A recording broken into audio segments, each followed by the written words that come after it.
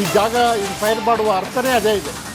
Right. ಮತ್ತೊಂದು major update. Modi ನೇತೃತ್ವದಲ್ಲಿ ನಡೀತಾ ಇದ್ದ ಸಭೆ ಮುಕ್ತಾಯವಾಗಿದೆ. ಸಿಸಿಎಸ್, ಸಿಸಿಪಿಎ ಹಾಗೆ ಸಿಸಿಇಎ ಸಭೆ ಮುಕ್ತಾಯವಾಗಿದೆ.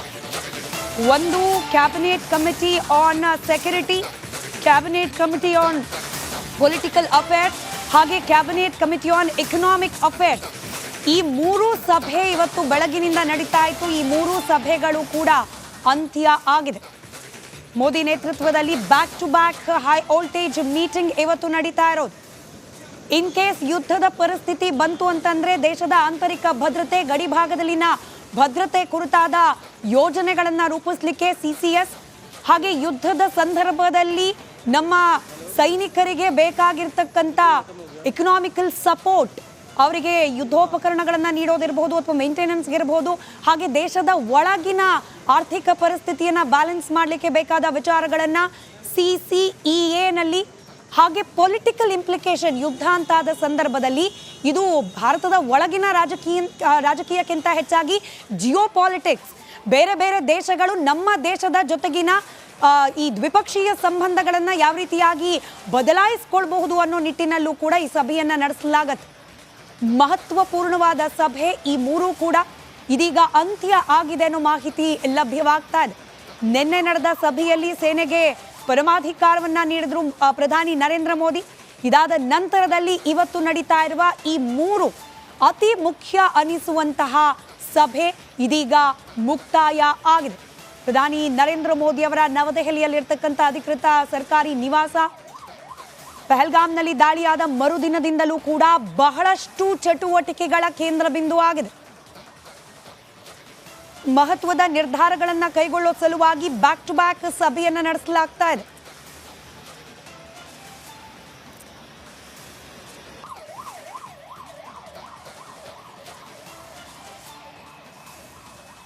ಪಾಕಿಸ್ತಾನದ ಮಾಹಿತಿ ಸಚಿವ ರಾತ್ರೋರಾತ್ರಿ ಬಂದ್ ಹೇಳಿದಾಗೆ 24ರಿಂದ 36 ಗಂಟೆಗಳ ಒಳಗಾಗಿ ಯುದ್ಧ ಪ್ರಾರಂಭ ಆಗ್ಬಿಡುತ್ತಾ?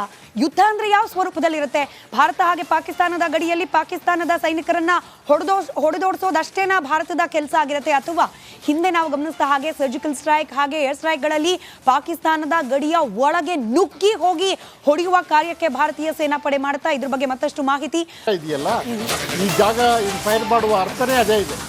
ರೈಟ್. ಮತ್ತೊಂದು ಮೇಜರ್ ಅಪ್ಡೇಟ್. ಮೋದಿ ನೇತೃತ್ವದಲ್ಲಿ ನಡೀತಾ ಇದ್ದ ಸಭೆ ಮುಕ್ತಾಯವಾಗಿದೆ. ಸಿಸಿಎಸ್, ಸಿಸಿಪಿಎ ಹಾಗೆ ಸಿಸಿಇಎ ಸಭೆ ಮುಕ್ತಾಯವಾಗಿದೆ. ಒಂದು cabinet committee on security, cabinet committee on political affairs ಹಾಗೆ cabinet committee on economic affairs, ಈ ಮೂರು ಸಭೆ ಇವತ್ತು ಬೆಳಗಿನಿಂದ ನಡೀತಾ ಇತ್ತು. ಈ ಮೂರು ಸಭೆಗಳು ಕೂಡ ಅಂತ್ಯ ಆಗಿದೆ. ಮೋದಿ ನೇತೃತ್ವದಲ್ಲಿ back to back high voltage meeting ಇವತ್ತು ನಡೀತಾ ಇರೋದು.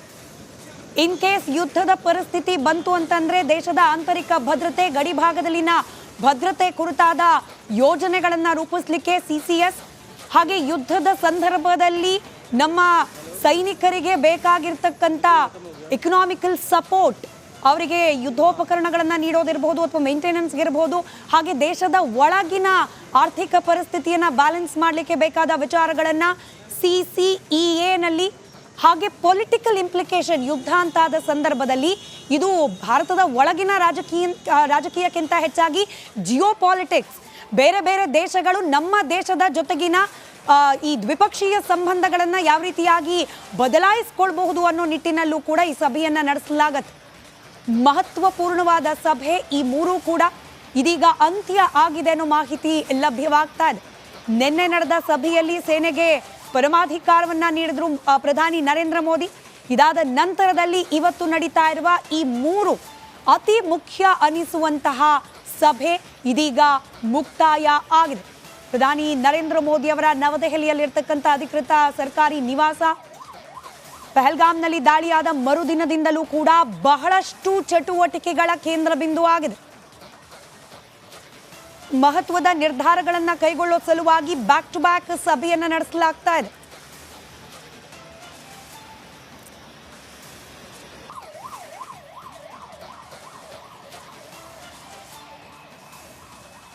ಪಾಕಿಸ್ತಾನದ ಮಾಹಿತಿ ಸಚಿವ ರಾತ್ರೋರಾತ್ರಿ ಬಂದ್ ಹೇಳಿದಾಗೆ 24ರಿಂದ 36 ಗಂಟೆಗಳ ಒಳಗಾಗಿ ಯುದ್ಧ ಪ್ರಾರಂಭ ಆಗ್ಬಿಡುತ್ತಾ? ಯುದ್ಧ ಅಂದ್ರೆ ಯಾವ ಸ್ವರೂಪದಲ್ಲಿರುತ್ತೆ? ಭಾರತ ಹಾಗೆ ಪಾಕಿಸ್ತಾನದ ಗಡಿಯಲ್ಲಿ ಪಾಕಿಸ್ತಾನದ ಸೈನಿಕರನ್ನ ಹೊಡೆದೋಡಿಸೋದಷ್ಟೇನಾ ಭಾರತದ ಕೆಲಸ ಆಗಿರುತ್ತೆ, ಅಥವಾ ಹಿಂದೆ ನಾವು ಗಮನಿಸಿದ ಹಾಗೆ ಸರ್ಜಿಕಲ್ ಸ್ಟ್ರೈಕ್ ಹಾಗೆ ಏರ್ ಸ್ಟ್ರೈಕ್ಗಳಲ್ಲಿ ಪಾಕಿಸ್ತಾನದ ಗಡಿಯ ಒಳಗೆ ನುಗ್ಗಿ ಹೋಗಿ ಹೊಡೆಯುವ ಕಾರ್ಯಕ್ಕೆ ಭಾರತೀಯ ಸೇನಾಪಡೆ ಮಾಡ್ತಾ? ಇದ್ರ ಬಗ್ಗೆ ಮತ್ತಷ್ಟು ಮಾಹಿತಿ ಇದೆಯಲ್ಲ, ಈ ಜಾಗ ಫೈರ್ ಮಾಡುವ ಅರ್ಥನೇ ಅದೇ ಇದೆ. ರೈಟ್. ಮತ್ತೊಂದು ಮೇಜರ್ ಅಪ್ಡೇಟ್. ಮೋದಿ ನೇತೃತ್ವದಲ್ಲಿ ನಡೀತಾ ಇದ್ದ ಸಭೆ ಮುಕ್ತಾಯವಾಗಿದೆ. ಸಿಸಿಎಸ್, ಸಿಸಿಪಿಎ ಹಾಗೆ ಸಿಸಿಇಎ ಸಭೆ ಮುಕ್ತಾಯವಾಗಿದೆ. ಒಂದು cabinet committee on security, cabinet committee on political affairs ಹಾಗೆ cabinet committee on economic affairs, ಈ ಮೂರು ಸಭೆ ಇವತ್ತು ಬೆಳಗಿನಿಂದ ನಡೀತಾ ಇತ್ತು. ಈ ಮೂರು ಸಭೆಗಳು ಕೂಡ ಅಂತ್ಯ ಆಗಿದೆ. ಮೋದಿ ನೇತೃತ್ವದಲ್ಲಿ back to back high voltage meeting ಇವತ್ತು ನಡೀತಾ ಇರೋದು. ಇನ್ ಕೇಸ್ ಯುದ್ಧದ ಪರಿಸ್ಥಿತಿ ಬಂತು ಅಂತಂದ್ರೆ ದೇಶದ ಆಂತರಿಕ ಭದ್ರತೆ, ಗಡಿ ಭಾಗದಲ್ಲಿನ ಭದ್ರತೆ ಕುರಿತಾದ ಯೋಜನೆಗಳನ್ನ ರೂಪಿಸಲಿಕ್ಕೆ ಸಿಸಿಎಸ್ ಹಾಗೆ ಯುದ್ಧದ ಸಂದರ್ಭದಲ್ಲಿ ನಮ್ಮ ಸೈನಿಕರಿಗೆ ಬೇಕಾಗಿರ್ತಕ್ಕಂಥ ಎಕನಾಮಿಕಲ್ ಸಪೋರ್ಟ್, ಅವರಿಗೆ ಯುದ್ಧೋಪಕರಣಗಳನ್ನು ನೀಡೋದಿರಬಹುದು ಅಥವಾ ಮೇಂಟೆನೆನ್ಸ್ಗೆ ಇರಬಹುದು, ಹಾಗೆ ದೇಶದ ಒಳಗಿನ ಆರ್ಥಿಕ ಪರಿಸ್ಥಿತಿಯನ್ನು ಬ್ಯಾಲೆನ್ಸ್ ಮಾಡಲಿಕ್ಕೆ ಬೇಕಾದ ವಿಚಾರಗಳನ್ನು ಸಿಸಿಇಎನಲ್ಲಿ ಹಾಗೆ ಪೊಲಿಟಿಕಲ್ ಇಂಪ್ಲಿಕೇಶನ್, ಯುದ್ಧ ಅಂತಾದ ಸಂದರ್ಭದಲ್ಲಿ ಇದು ಭಾರತದ ಒಳಗಿನ ರಾಜಕೀಯಕ್ಕಿಂತ ಹೆಚ್ಚಾಗಿ ಜಿಯೋ ಪಾಲಿಟಿಕ್ಸ್, ಬೇರೆ ಬೇರೆ ದೇಶಗಳು ನಮ್ಮ ದೇಶದ ಜೊತೆಗಿನ ಈ ದ್ವಿಪಕ್ಷೀಯ ಸಂಬಂಧಗಳನ್ನು ಯಾವ ರೀತಿಯಾಗಿ ಬದಲಾಯಿಸ್ಕೊಳ್ಬಹುದು ಅನ್ನೋ ನಿಟ್ಟಿನಲ್ಲೂ ಕೂಡ ಈ ಸಭೆಯನ್ನು ನಡೆಸಲಾಗತ್ತೆ. ಮಹತ್ವಪೂರ್ಣವಾದ ಸಭೆ. ಈ ಮೂರೂ ಕೂಡ ಇದೀಗ ಅಂತ್ಯ ಆಗಿದೆ ಅನ್ನೋ ಮಾಹಿತಿ ಲಭ್ಯವಾಗ್ತಾ ಇದೆ. ನಿನ್ನೆ ನಡೆದ ಸಭೆಯಲ್ಲಿ ಸೇನೆಗೆ ಪರಮಾಧಿಕಾರವನ್ನ ನೀಡಿದ್ರು ಪ್ರಧಾನಿ ನರೇಂದ್ರ ಮೋದಿ. ಇದಾದ ನಂತರದಲ್ಲಿ ಇವತ್ತು ನಡೀತಾ ಇರುವ ಈ ಮೂರು ಅತಿ ಮುಖ್ಯ ಅನಿಸುವಂತಹ ಸಭೆ ಇದೀಗ ಮುಕ್ತಾಯ ಆಗಿದೆ. ಪ್ರಧಾನಿ ನರೇಂದ್ರ ಮೋದಿ ಅವರ ನವದೆಹಲಿಯಲ್ಲಿರ್ತಕ್ಕಂಥ ಅಧಿಕೃತ ಸರ್ಕಾರಿ ನಿವಾಸ ಪಹಲ್ಗಾಮ್ನಲ್ಲಿ ದಾಳಿಯಾದ ಮರುದಿನದಿಂದಲೂ ಕೂಡ ಬಹಳಷ್ಟು ಚಟುವಟಿಕೆಗಳ ಕೇಂದ್ರ ಬಿಂದು ಆಗಿದೆ. ಮಹತ್ವದ ನಿರ್ಧಾರಗಳನ್ನು ಕೈಗೊಳ್ಳೋ ಸಲುವಾಗಿ ಬ್ಯಾಕ್ ಟು ಬ್ಯಾಕ್ ಸಭೆಯನ್ನು ನಡೆಸಲಾಗ್ತಾ ಇದೆ.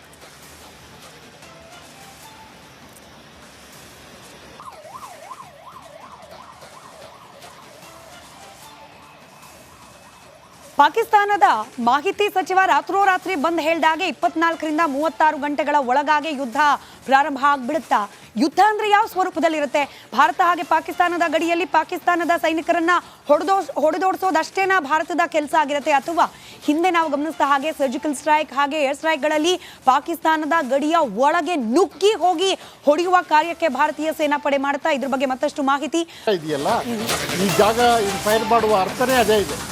ರೈಟ್. ಮತ್ತೊಂದು ಮೇಜರ್ ಅಪ್ಡೇಟ್. ಮೋದಿ ನೇತೃತ್ವದಲ್ಲಿ ನಡೀತಾ ಇದ್ದ ಸಭೆ ಮುಕ್ತಾಯವಾಗಿದೆ. ಸಿಸಿಎಸ್, ಸಿಸಿಪಿಎ ಹಾಗೆ ಸಿಸಿಇಎ ಸಭೆ ಮುಕ್ತಾಯವಾಗಿದೆ. ಒಂದು cabinet committee on security, cabinet committee on political affairs ಹಾಗೆ cabinet committee on economic affairs, ಈ ಮೂರು ಸಭೆ ಇವತ್ತು ಬೆಳಗಿನಿಂದ ನಡೀತಾ ಇತ್ತು. ಈ ಮೂರು ಸಭೆಗಳು ಕೂಡ ಅಂತ್ಯ ಆಗಿದೆ. ಮೋದಿ ನೇತೃತ್ವದಲ್ಲಿ back to back high voltage meeting ಇವತ್ತು ನಡೀತಾ ಇರೋದು. ಇನ್ ಕೇಸ್ ಯುದ್ಧದ ಪರಿಸ್ಥಿತಿ ಬಂತು ಅಂತಂದ್ರೆ ದೇಶದ ಆಂತರಿಕ ಭದ್ರತೆ, ಗಡಿ ಭಾಗದಲ್ಲಿನ ಭದ್ರತೆ ಕುರಿತಾದ ಯೋಜನೆಗಳನ್ನು ರೂಪಿಸಲಿಕ್ಕೆ ಸಿಸಿಎಸ್ ಹಾಗೆ ಯುದ್ಧದ ಸಂದರ್ಭದಲ್ಲಿ ನಮ್ಮ ಸೈನಿಕರಿಗೆ ಬೇಕಾಗಿರ್ತಕ್ಕಂಥ ಎಕನಾಮಿಕಲ್ ಸಪೋರ್ಟ್, ಅವರಿಗೆ ಯುದ್ಧೋಪಕರಣಗಳನ್ನು ನೀಡೋದಿರಬಹುದು ಅಥವಾ ಮೇಂಟೆನೆನ್ಸ್ಗೆ ಇರಬಹುದು, ಹಾಗೆ ದೇಶದ ಒಳಗಿನ ಆರ್ಥಿಕ ಪರಿಸ್ಥಿತಿಯನ್ನು ಬ್ಯಾಲೆನ್ಸ್ ಮಾಡಲಿಕ್ಕೆ ಬೇಕಾದ ವಿಚಾರಗಳನ್ನು ಸಿಸಿಇಎನಲ್ಲಿ ಹಾಗೆ ಪೊಲಿಟಿಕಲ್ ಇಂಪ್ಲಿಕೇಶನ್, ಯುದ್ಧ ಅಂತಾದ ಸಂದರ್ಭದಲ್ಲಿ ಇದು ಭಾರತದ ಒಳಗಿನ ರಾಜಕೀಯಕ್ಕಿಂತ ಹೆಚ್ಚಾಗಿ ಜಿಯೋ ಪಾಲಿಟಿಕ್ಸ್, ಬೇರೆ ಬೇರೆ ದೇಶಗಳು ನಮ್ಮ ದೇಶದ ಜೊತೆಗಿನ ಈ ದ್ವಿಪಕ್ಷೀಯ ಸಂಬಂಧಗಳನ್ನು ಯಾವ ರೀತಿಯಾಗಿ ಬದಲಾಯಿಸ್ಕೊಳ್ಬಹುದು ಅನ್ನೋ ನಿಟ್ಟಿನಲ್ಲೂ ಕೂಡ ಈ ಸಭೆಯನ್ನು ನಡೆಸಲಾಗತ್ತೆ. ಮಹತ್ವಪೂರ್ಣವಾದ ಸಭೆ. ಈ ಮೂರೂ ಕೂಡ ಇದೀಗ ಅಂತ್ಯ ಆಗಿದೆ ಅನ್ನೋ ಮಾಹಿತಿ ಲಭ್ಯವಾಗ್ತಾ ಇದೆ. ನಿನ್ನೆ ನಡೆದ ಸಭೆಯಲ್ಲಿ ಸೇನೆಗೆ ಪರಮಾಧಿಕಾರವನ್ನ ನೀಡಿದ್ರು ಪ್ರಧಾನಿ ನರೇಂದ್ರ ಮೋದಿ. ಇದಾದ ನಂತರದಲ್ಲಿ ಇವತ್ತು ನಡೀತಾ ಇರುವ ಈ ಮೂರು ಅತಿ ಮುಖ್ಯ ಅನಿಸುವಂತಹ ಸಭೆ ಇದೀಗ ಮುಕ್ತಾಯ ಆಗಿದೆ. ಪ್ರಧಾನಿ ನರೇಂದ್ರ ಮೋದಿ ಅವರ ನವದೆಹಲಿಯಲ್ಲಿರ್ತಕ್ಕಂಥ ಅಧಿಕೃತ ಸರ್ಕಾರಿ ನಿವಾಸ ಪಹಲ್ಗಾಮ್ನಲ್ಲಿ ದಾಳಿಯಾದ ಮರುದಿನದಿಂದಲೂ ಕೂಡ ಬಹಳಷ್ಟು ಚಟುವಟಿಕೆಗಳ ಕೇಂದ್ರ ಬಿಂದು ಆಗಿದೆ. ಮಹತ್ವದ ನಿರ್ಧಾರಗಳನ್ನು ಕೈಗೊಳ್ಳೋ ಸಲುವಾಗಿ ಬ್ಯಾಕ್ ಟು ಬ್ಯಾಕ್ ಸಭೆಯನ್ನು ನಡೆಸಲಾಗ್ತಾ ಇದೆ.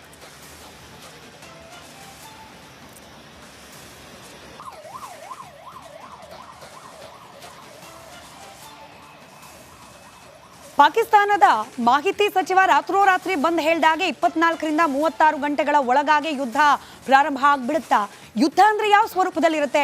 ಭಾರತ ಹಾಗೆ ಪಾಕಿಸ್ತಾನದ ಗಡಿಯಲ್ಲಿ ಪಾಕಿಸ್ತಾನದ ಸೈನಿಕರನ್ನ ಹೊಡೆದೋಡಿಸೋದಷ್ಟೇನಾ ಭಾರತದ ಕೆಲಸ ಆಗಿರುತ್ತೆ, ಅಥವಾ ಹಿಂದೆ ನಾವು ಗಮನಿಸಿದ ಹಾಗೆ ಸರ್ಜಿಕಲ್ ಸ್ಟ್ರೈಕ್ ಹಾಗೆ ಏರ್ ಸ್ಟ್ರೈಕ್ಗಳಲ್ಲಿ ಪಾಕಿಸ್ತಾನದ ಗಡಿಯ ಒಳಗೆ ನುಗ್ಗಿ ಹೋಗಿ ಹೊಡೆಯುವ ಕಾರ್ಯಕ್ಕೆ ಭಾರತೀಯ ಸೇನಾಪಡೆ ಮಾಡ್ತಾ? ಇದ್ರ ಬಗ್ಗೆ ಮತ್ತಷ್ಟು ಮಾಹಿತಿ